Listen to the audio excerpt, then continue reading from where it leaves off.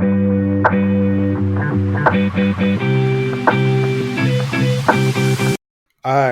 so I have two final questions. One question is personal, but we've been getting really personal. When you decided to write the book and tell the story that for so long your sisters wanted to not discuss, how did the family handle it? Man,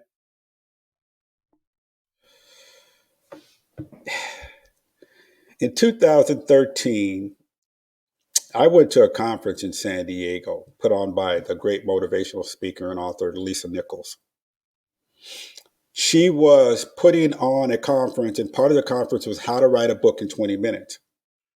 At that time, I was really big in the industry of network marketing, direct sales, kind of like Amway, Mary Kay, Avon, all that kind of stuff. I was very big in that. And I knew the book I wanted to write was about that, but I was being emotionally pulled to write To write your Helplessness. story. Yeah.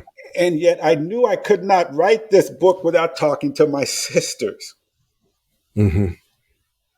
I couldn't write it and feel good about it. Sure, I could write it, but I wouldn't Mm-hmm. feel good about at least letting them know Right. that I'm writing about it, because it is my story and they can write their own story. But what I ended up doing, my second sister, I called her and said, look, I want to talk to you about something that I want to do. This was after a month of picking up the phone and then putting it down because the damn thing was too heavy. I did not want to talk. I'd pick up the phone and I'd say, you know what? I got something to do right now more important. I need to go watch paint dry. I need to go. Anything to avoid that. You know what I'm saying? Yeah. You know, we've all been in those moments.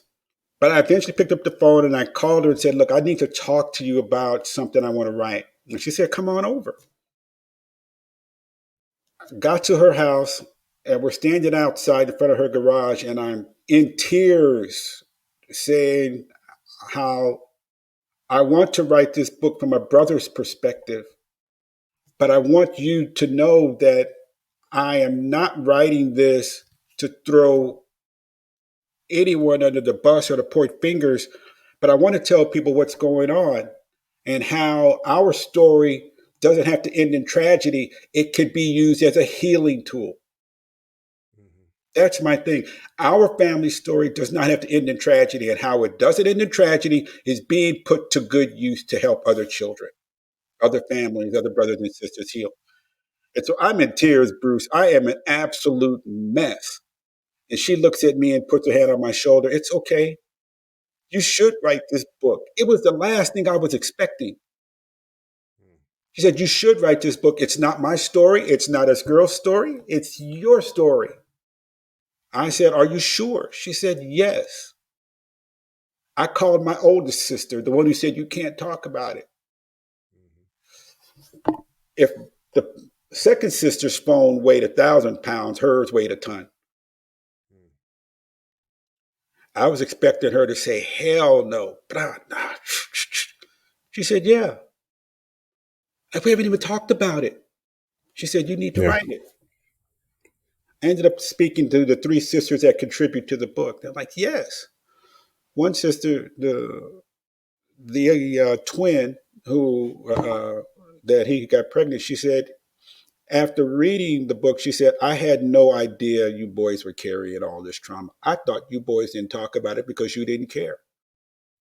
Mm. No idea you guys have been dealing with this.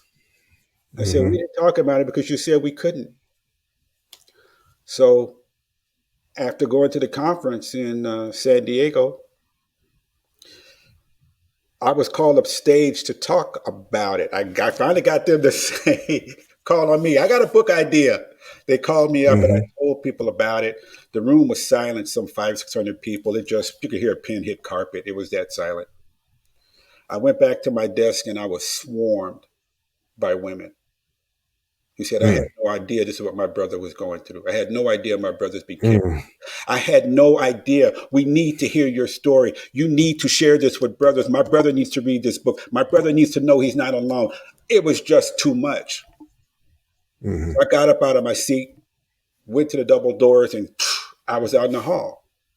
5 seconds later, the doors burst open and more women surrounded me, telling me about their brothers. But the three that really stood out were the women who said their brothers took their lives once they learned that their mm, sisters had been sexually abused, and they took their lives out of guilt and shame because they weren't there to protect them, mm. because we couldn't have the conversation.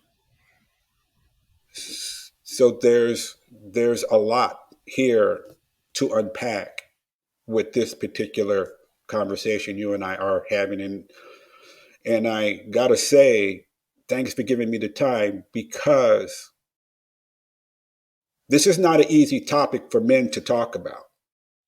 No, it isn't. And a lot of it's just due to what we have done, not you and I, but what we as a gender have done to women. Mm, And there's a mm, lot of people carrying stuff I don't want anyone to know, so I don't want to talk about it. But I've spoken to so many men who have said, you need to talk about this. We need to have some place to go. We need to learn more about your book. It is I think it's a brave thing that you are doing, having me on here. I really do. Because there's going to be some pushback. If you like that clip, go ahead and hit that like button. Don't forget to subscribe to catch up on all of our latest content. Don't forget to hit the notification button when you do subscribe so you can get updated every time we release content. We release content every day, whether it's an actual show or clips from the shows. So go ahead and subscribe, like, comment. Also, don't forget our Patreon page where you can find our Talking Straight-ish and After Hours Uncensored episodes. That's patreon.com/unsolicited perspectives. But once again, thank you again for listening to Unsolicited Perspectives. I'm your host, Bruce Anthony, and I'm going to catch you next time. I'll holla.